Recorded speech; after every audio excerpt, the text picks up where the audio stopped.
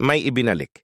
Isang araw pinara ng traffic enforcer ang isang humaharurot na kotse sa kahabaan ng EDSA na tila nagmamadali at may hinahabol. Sir, ang dami mong violation ah. May kasama ka pang magandang babae sa likod na parang artista ba yung pasahero mo? Mukhang kilala ko yata yan. Bigyan mo ako ng matinding rason para mapalagpas ko ito at hindi ka matiketan at kumpiskahin ang iyong lisensya. Pagkatapos iabot ang lisensya ay pinakita kaagad ng driver ng kotse ang naka-online na video call sa cellphone.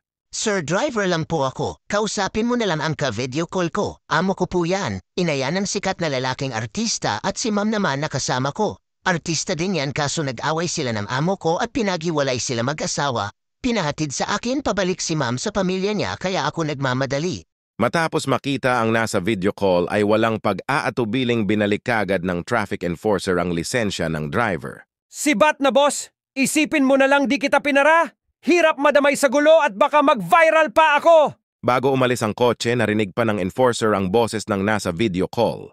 Sino ba yang nagpara sa'yo dyan, Dong? Bakit nakikialam siya sa gulo? Baka di niya ako kilala, baka malintikan sa akin at isunod ko yan sa manugang ko magugulo buhay niya. Natawa ka ba sa kwento ko?